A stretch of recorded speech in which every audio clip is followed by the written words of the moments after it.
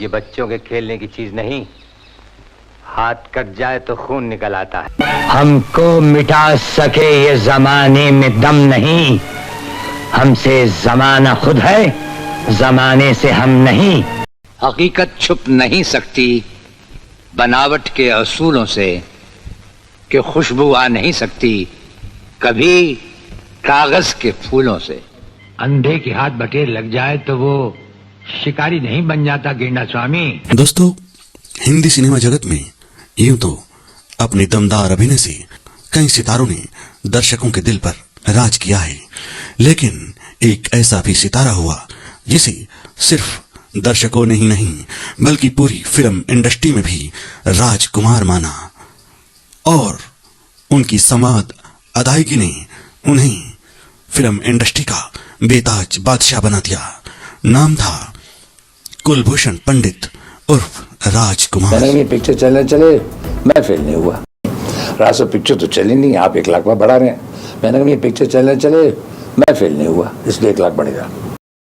जो पिक्चर्स बनती थी आमतौर पर उनका सोशल पर्पस होता था, तो अब चूंकि सोशल पर्पस भी वीक हो चुके हैं हम लोगों के, दुनिया के हो चुके हैं, सिर्फ हमारे हिंदुस्तानियों के नहीं। यानी बॉलीवुड वाले बड़ी बकवास पिक्चर बना रहे हैं, ऐसी बात नहीं कि नहीं बना रहे, समझे ना। तो वही परिवर्तन है और तो कुछ नहीं, इतना ही परिवर्तन है। पाकिस्तान के बलूचिस्तान में 8 अक्टूबर 1926 को जन्मे राजकुमार स्नातक की पढ़ाई पूरी करने के बाद मुंबई के माहिम थाने में सब इंस्पेक्टर के रूप में काम करने लगे। एक दिन रात में गश्त के दौरान एक सिपाही ने राजकुमार से कहा कि हुजूर, आप रंग और ढंग से, कद काठी से बिल्कुल हीरो लगते हो। फिल्मों में यदि आप हीरो बन जाएं तो लाखों दिलों पर राज करोगे। और राजकुमार को सिपाही की ये बात जच भी गई। क्या हमारे यहाँ टोटल रोल शायद किसी भी एक्टर को अभी तक नहीं मिला, जिसे टोटल रोल कहते हैं, total play of human personality, physical, emotional, mental and spiritual. तो उस हिसाब से तो यही कहेंगे कि अभी बहुत कुछ है जो हम नहीं कर पाए, और शायद हमारे रास्ते में आएगा भी नहीं जो कर पाएंगे हम। राजकुमार मुंबई के जिस थाने में कार्यरत थे, वहां अक्सर फिल्म उद्योग से जुड़े लोगों का आना जाना लगा रहता था। एक बार पुलिस स्टेशन में फिल्म निर्माता बलदेव दुबे कुछ जरूरी काम के लिए आए हुए थे। वह राजकुमार के बातचीत करने के अंदाज से बहुत ही ज्यादा प्रभावित हुए और उन्होंने राजकुमार से अपनी फिल्म शाही बाजार में अभिनेता के रूप में काम करने का न्योता दिया। सिपाही की बात सुनकर पहले ही अभिनेता बनने का मन बना चुके थे, इसलिए उन्होंने तुरंत ही अपनी सब इंस्पेक्टर की नौकरी से इस्तीफा दे दिया और निर्माता की पेशकश स्वीकार कर ली। शाही बाजार को बनने में काफी वक्त लग गया और राजकुमार को अपना जीवन यापन करना लगातार मुश्किल पड़ता जा रहा था, इसलिए उन्होंने वर्ष 1952 में प्रदर्शित फिल्म रंगीली में एक छोटी सी भूमिका भी स्वीकार कर ली। यह फिल्म सिनेमा घरों में कब लगी और कब चली गई किसी को कुछ पता नहीं चला। इस बीच उनकी फिल्म शाही बाजार भी प्रदर्शित हुई, जो बॉक्स ऑफिस पर बुरी तरह फ्लॉप हो गई। शाही बाजार की असफलता के बाद राजकुमार के तमाम रिश्तेदार कहने लगे कि तुम्हारा चेहरा फिल्मों के लिए तो बिल्कुल भी नहीं है, और कुछ लोग कहने लगे कि तुम खलनायक बन सकते हो, बस इससे ज्यादा कुछ नहीं। जी नहीं, बिल्कुल नहीं। मैं आपसे अर्ज कर रहा था कि उसके पीछे जाने के लिए इंसान में खास शिष्ट चाहिए, खास तीनत चाहिए, खास मिजाज चाहिए, जो मुझ में नहीं है। इस वजह से नहीं कि मैं अपने आप कुछ काबिल नहीं समझता, जहाँ तक कि सिर्फ डायरेक्शन का ताल्लुक है, लेकिन डायरेक्शन के साथ साथ और इतने मरहले तय करने पड़ते हैं डायरेक्टर को, और ख़ासकर वो प्रोड्यूसर भी है तो उसकी जिम्मेवारी इतनी बढ़ जाती है कि वो अजीब खास इंसान ही कर सकता है। वर्ष 1952 से 1957 तक राजकुमार फिल्म इंडस्ट्री में अपनी जगह बनाने के लिए लगातार संघर्ष करते रहे। रंगीली के बाद उन्हें जो भी भूमिकाएं मिली वो लगातार उनको स्वीकार करते चले गए। इस बीच उन्होंने अनमोल, सहारा, अवसर, घमंड, नीलमणि, कृष्ण सुदामा जैसी कई फिल्मों में अभिनय किया, लेकिन एक भी फिल्म बॉक्स ऑफिस पर सफल नहीं हुई। वर्ष 1957 में प्रदर्शित महबूब खान की फिल्म मदर इंडिया में राजकुमार गांव के एक किसान की छोटी सी भूमिका में दिखाई दिए। हालांकि यह फिल्म पूरी तरह अभिनेत्री नरगिस पर केंद्रित थी, फिर भी राजकुमार अपनी छोटी सी भूमिका में अपने अभिनय की छाप छोड़ने में कामयाब रहे। इस फिल्म में उनके दमदार अभिनय के लिए उन्हें अंतर्राष्ट्रीय ख्याति भी मिली और फिल्म की सफलता के बाद राजकुमार बतौर अभिनेता फिल्म इंडस्ट्री में स्थापित हो गए। वर्ष 1959 में प्रदर्शित फिल्म पैगाम में उनके सामने हिंदी फिल्म के अभिनय सम्राट दिलीप कुमार थे, लेकिन राजकुमार ने यहां भी अपनी सशक्त भूमिका के जरिए दर्शकों की वाहवाही लूटने में सफलता हासिल की। I have respected myself, not admired. Similarly, I have respected a couple of other artists. Raj Kapoor in his own way, Dev in his own way, Dilip in his own way, Ashok Kumar in his own way. And in college days, I remember we used to go to movies once a month. Motilal, Saigal, Jagdish Sethi, Prithviraj Kapoor. And about the present, I hear from my children that Amir is a good actor. इसके बाद राजकुमार की दिल अपना और प्रीत पराई, घराना, गोदान, दिल एक मंदिर, दूज का चांद जैसी फिल्में कामयाब रही और दर्शकों के बीच में उनकी धाक जमती चली गई। वह ऐसी स्थिति में पहुंच गई जहां वह फिल्म में अपनी भूमिका खुद चुन सकते थे। वर्ष 1965 में प्रदर्शित फिल्म काजल की जबरदस्त कामयाबी के बाद राजकुमार बतौर अभिनेता अपनी अलग पहचान बना चुके थे। वर्ष 1965 में B.R. चोपड़ा की फिल्म वक्त में अपने लाजवाब अभिनय से वह एक बार फिर से अपनी ओर दर्शकों का ध्यान आकर्षित करने में सफल रहे। खूबसूरत औरतों के बारे में सोचा करते थे, अब सिर्फ देखते हैं और मुस्कुराते हैं। और साहब, मुझे खुले आसमान का बहुत शौक है। इस होटल में नहीं ठहरता, इनका हुक्म था तो ठहरा। बालकनी पे जाओ तो आसमान नजर आता है, हरियावल नजर आती है और समुंदर और दरिया का शौक है।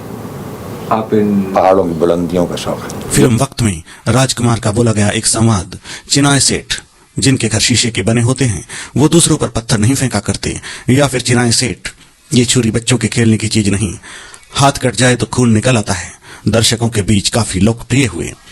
फिल्म वक्त की कामयाबी से राजकुमार शोहरत की बुलंदियों पर जा पहुंचे, लेकिन राजकुमार कभी भी किसी इमेज में नहीं बंधे। इसलिए अपनी इन फिल्मों की कामयाबी के बाद भी उन्होंने हमराज, नीलकमल, मेरे हुजूर, हीर रांझा, पाकीजा जैसी रोमानी फिल्मों में काम किया और दर्शकों के चहेते बने रहे। वर्ष 1978 में प्रदर्शित फिल्म कर्मयोगी में राजकुमार के अभिनय और विविधता के नए आयाम दर्शकों को देखने को मिले। इस फिल्म में उन्होंने 2 अलग अलग भूमिकाओं में अपने अभिनय की छाप छोड़ी। अभिनय में एक रूपता से बचने और स्वयं को चरित्र अभिनेता के रूप में भी स्थापित करने के लिए राजकुमार ने अपने को विभिन्न भूमिकाओं में पेश किया। इस क्रम में वर्ष 1980 में प्रदर्शित फिल्म बुलंदी में वह चरित्र भूमिका निभाने से भी नहीं हिचके और इस फिल्म के जरिए भी उन्होंने दर्शकों का मन मोह लिया। इसके बाद राजकुमार ने कुदरत, धर्मकांटा, शरारा, राजतिलक, एक नई पहेली, मरते दम तक, सूर्या, जांबाज, पुलिस पब्लिक जैसी कई सुपरहिट फिल्मों में काम किया और दर्शकों के दिल पर लगातार राज करते रहे। राजकुमार is not one, he is many. He is different when he's sitting here, he is different perhaps when he's sitting in a chair. He is different when he's outside the room, he is different when he's inside the room. वर्ष 1991 में प्रदर्शित film सौदागर में राजकुमार के अभिनय के नए आयाम दर्शकों को देखने को मिले। सुभाष घई की निर्मित इस फिल्म में राजकुमार 1959 में प्रदर्शित फिल्म पैगाम के बाद दूसरी बार दिलीप कुमार के सामने थे और अभिनय की दुनिया के इन 2 महारथियों का टकराव देखने लायक था। देखो, मौत और जिंदगी इंसान का निजी मामला होता है। मेरी मौत के बारे में मेरे मित्र चेतन आनंद के अलावा किसी को भी मत बताना। मेरा अंतिम संस्कार करने के बाद ही फिल्म उद्योग को सूचित करना। ये बात अभिनेता राजकुमार ने अपनी मृत्यु से पहले अपने परिवार को बताई थी। इसलिए उनका अंतिम संस्कार बेहद गुप्त तरीके से किया गया और उनकी मृत्यु की खबर किसी को भी कानो कान नहीं लगी थी। 90 के दशक में राजकुमार ने फिल्मों में काम करना काफी कम कर दिया था। इस दौरान राजकुमार की तिरंगा, पुलिस और मुजरिम, इंसानियत के देवता, बेताज बादशाह, गॉड और गन जैसी फिल्में प्रदर्शित हुई। बिल्कुल अकेले रहने वाले राजकुमार ने शायद यह महसूस कर लिया था कि मौत उनके काफी करीब है। इसलिए अपने पुत्र पूर्व राजकुमार को उन्होंने अपने पास बुला लिया और कहा, देखो, मौत और जिंदगी इंसान का निजी मामला होता है। मेरी मौत के बारे में मेरे मित्र चेतन आनंद के अलावा और किसी को नहीं बताना, मेरा अंतिम संस्कार करने के बाद ही फिल्म उद्योग को सूचित करना। आइए दोस्तों, अब सुनाते हैं आपको राजकुमार जी की जिंदगी से जुड़े कुछ दिलचस्प किस्से। राजकुमार जी बेहद मुंहफट आदमी थे। जो दिल में आता था वो ही बोल देते थे और शब्दों के बाण बनाकर सामने वाले पर चला देते थे। वो इस बात की परवाह नहीं करते थे कि सामने वाले को अच्छा लगेगा या बुरा लगेगा। एक बार राजकुमार और गोविंदा एक फिल्म की शूटिंग कर रहे थे। गोविंदा झकाझक शर्ट पहने हुए राजकुमार के साथ शूटिंग खत्म होने के बाद वक्त बिता रहे थे। राजकुमार ने गोविंदा से कहा, यार तुम्हारी शर्ट बहुत शानदार है। गोविंदा इतने बड़े आर्टिस्ट की बात सुनकर बहुत खुश हुए। उन्होंने कहा कि सर, आपको ये शर्ट पसंद आ रही है तो आप रख लीजिए। राजकुमार ने गोविंदा से शर्ट ले ली। गोविंदा बहुत खुश हुए कि राजकुमार जी ने उनकी शर्ट ले ली और वो इसे पहनेंगे भी। लेकिन 2 दिन बाद चींची ने देखा कि राजकुमार ने उस शर्ट का एक रुमाल बनाकर अपनी जेब में रखा हुआ है। एक पार्टी में संगीतकार बप्पी लहरी अक्खड़ राजकुमार से मिले। अपनी आदत के मुताबिक बप्पी ढेर सारा सोना अपने पर लादे हुए थे। बप्पी को राजकुमार ने ऊपर से नीचे तक देखा और कहा, वाह शानदार, एक से एक गहने पहने हुए हो, सिर्फ मंगलसूत्र की कमी रह गई है। और बप्पी दा का मुंह खुला का खुला रह गया था। जीनत अमान फिल्म इंडस्ट्री में काफी फेमस हो गई थी। दम मारो दम गाने ने धूम मचा रखी थी। फिल्म निर्माता अपनी फिल्म में जीनत अमान को साइन करने के लिए मरे जा रहे थे। एक पार्टी में जीनत की मुलाकात राजकुमार जी से हो गई। जीनत को लगा कि राजकुमार जी उनकी बहुत तारीफ करेंगे जैसे कि दूसरे कलाकार करते हैं। जीनत को राजकुमार ने देखा और कहा कि तुम इतनी सुंदर हो, फिल्मों में कोशिश क्यों नहीं करती। ये बात सुनकर आप सोच सकते हैं कि जीनत अमान का क्या हाल हुआ होगा। राजकुमार जी की एक्टिंग स्टाइल, उनके सफेद जूते और उनके डायलॉग आज भी दर्शकों के जहन में जिंदा है। फिल्म पाकीजा में बोला गया उनका डायलॉग, आपके पांव देखे बहुत हसीन हैं, इन्हें जमीन पर मत रखिएगा, मैले हो जाएंगे, इस कदर लोकप्रिय हुआ था कि लोग आज भी इस डायलॉग की नकल करते हैं। राजकुमार जी ने दिल एक मंदिर और वक्त के लिए फिल्म फेयर सर्वश्रेष्ठ सहायक अभिनेता का पुरस्कार प्राप्त किया। फिल्म उद्योग का नोबेल, फिल्म जगत का सर्वोच्च पुरस्कार दादा साहिब फाल्के पुरस्कार 1996 में उनको दिया गया। अपने संजीदा अभिनय से लगभग 4 दशक तक दर्शकों के दिलों पर राज करने वाला ये अभिनेता 3 जुलाई 1996 को इस दुनिया को अलविदा कह गया था। लेकिन उनकी शानदार एक्टिंग और उनका शानदार अंदाज आज भी दर्शक भूले नहीं हैं। प्यारे मित्रों, आपको ये पोस्ट कैसी लगी? यदि अच्छी लगी हो तो चैनल को सब्सक्राइब करना बिल्कुल भी ना भूलें। फेसबुक पेज को भी फॉलो कर लें। फिर मिलते हैं किसी नई पोस्ट के साथ। तब तक रखिएगा अपना ख्याल। जय हिंद, जय भारत। उसके गले का माप लेने गए थे कि वो फंदे की मौत मरेगा या हमारे पंजे की। जैसे गधे की पीठ पर घोड़े की जीन अच्छी नहीं लगती, वैसे ही तुम्हारे कंधों पर ये सितारे अच्छे नहीं लगते। जो भारी ना हो वो दुश्मनी ही क्या कहलाना।